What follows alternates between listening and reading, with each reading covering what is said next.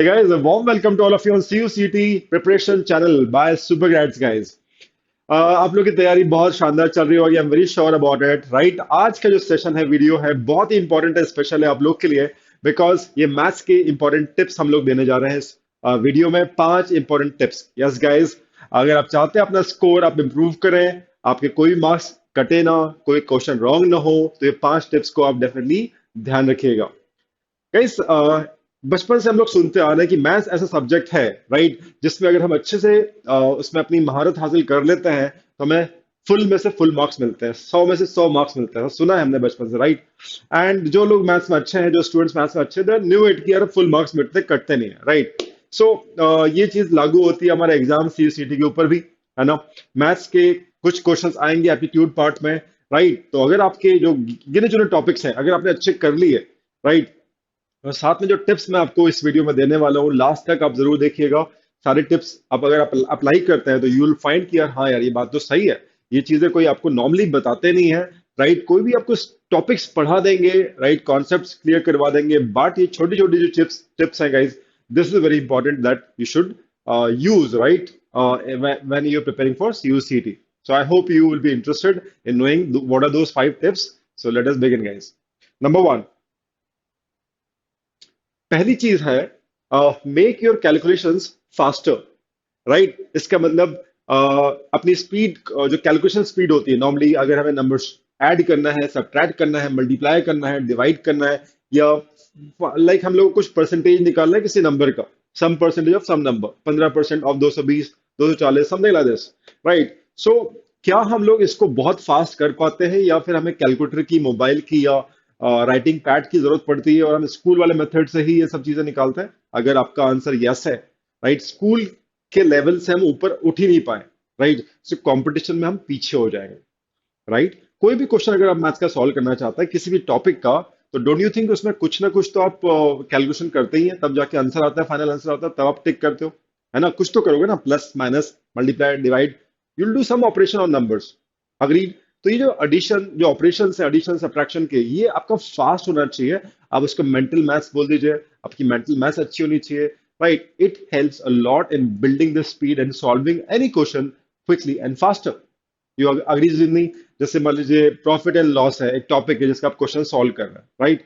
अब उसमें किसी नंबर को किसी नंबर से डिवाइड करने की जरूरत पड़ रही है, एंड आप बोलो मुझे टेबल्स नहीं आते हैं यार, टेबल्स में मिस कर रहा हूँ, कैसे डिवाइड करेंगे, you know. So you will take time, और जिसको आते हैं टेबल्स अच्छे से आते हैं वो जल्दी से डिवाइड कर लेगा, जिसको टेक्निक्स आती हैं डिवाइड करने की तो वो जल्दी से डिवाइड कर लेगा राइट। सो उसका उस क्वेश्चन को सॉल्व करने का जो टाइम है ऑटोमेटिकली कम हो जाएगा। तो होता क्या है, स्टूडेंट्स चैप्टर पढ़ लेते हैं, कॉन्सेप्ट्स पढ़ लेते हैं, प्रैक्टिस भी कर रहे होते हैं, बट जो चीज वो मिस करते हैं या जिस पे ज्यादा काम नहीं करते हैं स्टूडेंट्स, वो है अपनी कैलकुलेशन स्पीड को फास्ट करना। Automatically it will help you to solve the time that student takes to solve a problem. अगर वैसे आपको without calculation techniques and all आपको 1 मिनट लगता है, तो शायद अच्छी कैलकुलेशन स्पीड, मेंटल स्पीड अगर आपकी होगी, तो शायद आपको कुछ सेकंड ही लगे, 40 सेकंड, 30 सेकंड ही लगे, तो आपका आंसर आ जाए। समझ रहे हैं? स्पीड मैथ्स के ऊपर काम जरूर करें आप, थोड़ा सा टाइम जरूर निकालें। वैदिक मैथ्स का अगर सहारा लेना है तो आप वैदिक मैथ्स का सहारा लें। कुछ अच्छे से जो एप्स आते हैं वैदिक मैथ्स के ऊपर या मेंटल मैथ्स के ऊपर, वो एप्स आप डाउनलोड करें, उसकी बार बार प्रैक्टिस करें। कुछ एप्स तो आपको टेबल्स याद करवाते हैं राइट, बार बार आप वही वही टेबल्स, 17 7 17 3 बार बार आपसे पूछता है वो रिपीटेटिवली, तो आपको कहीं ना कहीं वो टेबल्स याद हो जाते हैं राइट। सो मैथ्स ट्रिक्स करके एक ऐप है, गूगल प्ले पे आप जाएंगे तो मैथ्स ट्रिक्स के नाम से आपको मिल जाएगा, तो it's very very helpful guys, है ना। So number one is this, improve your calculation speed, है ना। ट्रिक्स होती है कैलकुलेशन की, उनको सीखिए, उनको अप्लाई कीजिए and improve on this calculation trick, very important. Number one. Number two पे देखते हैं, what is it. Number two is guys, it says you should be good at concepts and tricks both. किसी question को आप solve करना चाहते हैं, आप चाहते हैं कि वो पूरा सही हो, गलत ना हो, और कम टाइम में हम बना लें, ठीक है। सो कॉन्सेप्ट्स का मतलब होता है कि उसकी डेफिनेशन, कोई भी कॉन्सेप्ट है उसकी डेफिनेशन क्या है। जैसे रेशो है, रेशो ऑफ टॉपिक पढ़ते हैं राइट, सो उसकी डेफिनेशन क्या है, परिभाषा क्या है, उसको क्यों यूज करते हैं, उसकी इंपॉर्टेंस क्या है रियल लाइफ में, है ना।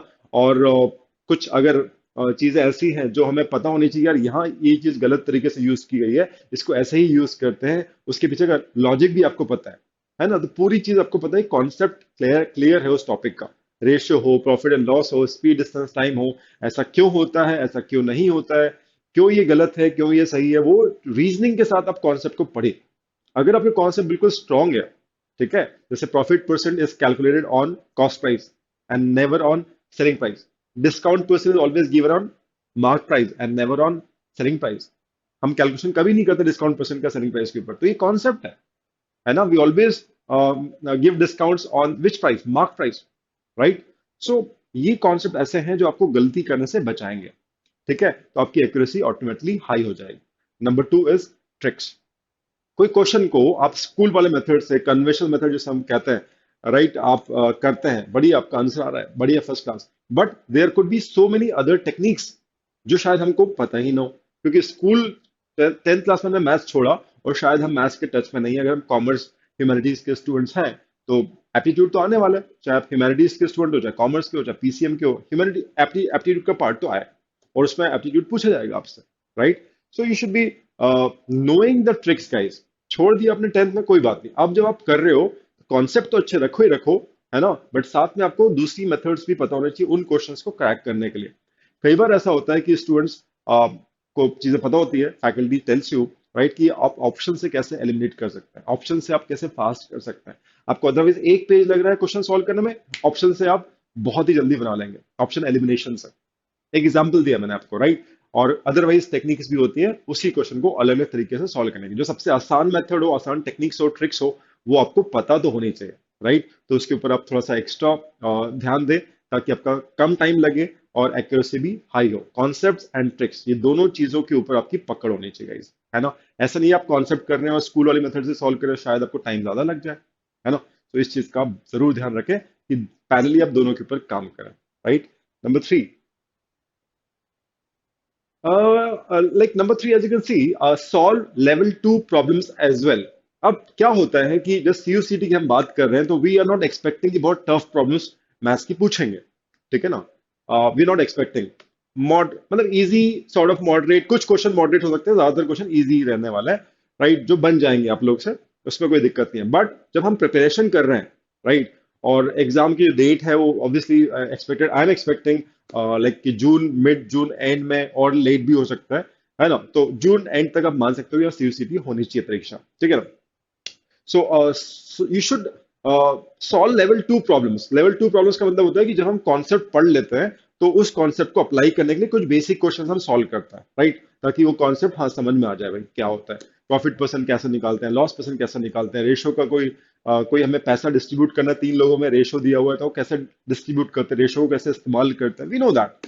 तो वो जो बेसिक प्रॉब्लम्स हैं वो आपने कर ली, ठीक है। उसके बाद हमने लेवल टू प्रॉब्लम्स, थोड़ी सी हायर लेवल की प्रॉब्लम्स बोल लो, मॉडरेट लेवल की प्रॉब्लम्स बोलो, वो भी आपको सॉल्व कर लेनी चाहिए व्हेन यू प्रिपेयरिंग। जब आप तैयार कर रहे हो तब तो आपको जाना चाहिए लेवल टू मॉडरेट क्वेश्चंस को प्रैक्टिस करने के लिए। उससे फायदे क्या है, एग्जाम में आएगा नहीं आएगा, we do not know at the moment, chances है मॉडरेट क्वेश्चंस कम आएंगे, इजी ज्यादा आएंगे, दिस इज चांसेस। बट होता क्या है, when you practicing to the extent of moderate level, ठीक है, तो आपको जो जिस टाइप के आने वाले हैं वो आपको बहुत आसान लगेंगे, बहुत इजी लगेंगे, और बहुत एक कंफर्ट जोन में आप रहोगे और आपका कॉन्फिडेंस लेवल बहुत हाई हो जाएगा, है ना। आप तैयारी यहाँ की कर रहे हो और एग्जाम में यहाँ तक की चीजें आ रही हैं, तो ये चलिए यार बच्चों वाली चीज पूछ लिया, फट फट फट आपने कर दिया एंड बढ़िया। तो कॉन्फिडेंस आपको दूसरे सेक्शंस में भी, दूसरे पार्ट, डोमेन पार्ट में, सब जगह वो काम आ जाएगा कि यार ये तो बढ़िया हो गया, हमने यहाँ की तैयारी की और पूछा थोड़ा सा कम। तो ऐसा नहीं कि हम कम की ही तैयारी करें, ठीक है, थोड़ा और हायर साइड जाने में कोई दो राय नहीं है, ठीक है। और it should be done in the frame of time, proper अपना एक टाइम डिवीजन होना चाहिए, मैथ्स को आपको कितना टाइम देना है, इंग्लिश को कितना देना है, लॉजिक को कितना देना है ना, वो चीज आपको क्लियर होनी चाहिए। ऐसा नहीं कि अब इसको ज्यादा टाइम दे रहे हैं, ध्यान रखिएगा इस चीज का। लेवल टू प्रॉब्लम जरूर सॉल्व करें जब आप प्रैक्टिस कर रहे हैं तब। नंबर फोर पे चलते हैं, ये भी एक बड़ी इंपॉर्टेंट सी बात है।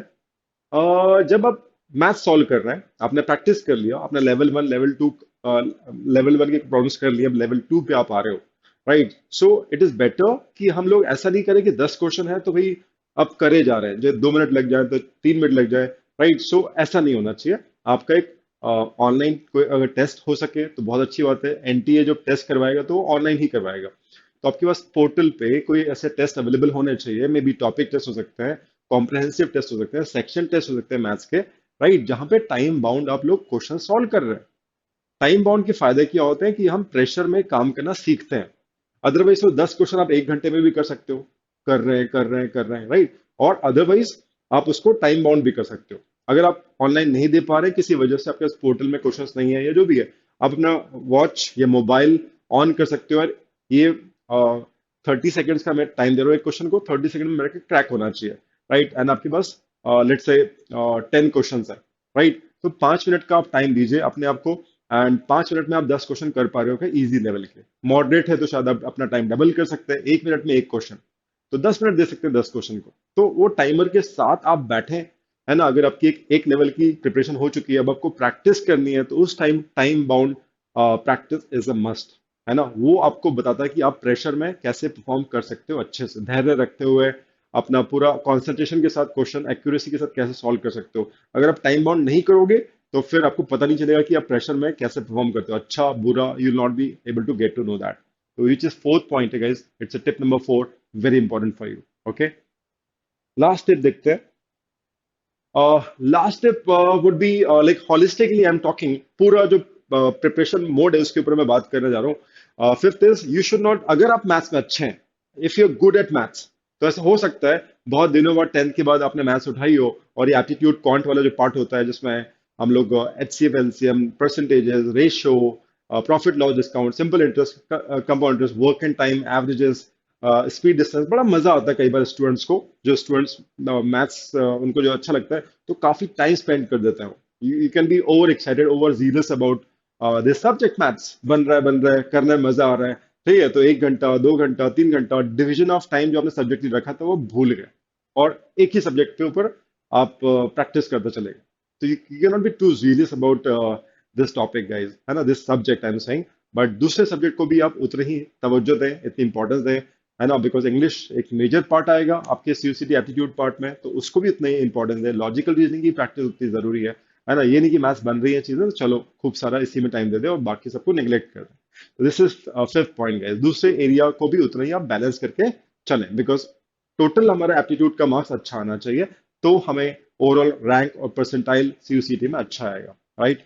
So this was the tip number 5। So hope you guys will use these tips in your preparation, है ना। और डेफिनेटली आप बताइएगा इनमें से कुछ भी आपको लगता है कि कौन सी चीज कैसे हम लोग कर सकते हैं, आप पोस्ट में डेफिनेटली कमेंट बॉक्स में लिखिएगा, and will answer then and there, and we are ready to help you at any point of time during your COCT preparation. Thanks a lot for watching this video, and don't forget to subscribe and press the bell icon button, guys. Right? Thanks for watching. Bye bye. All the best.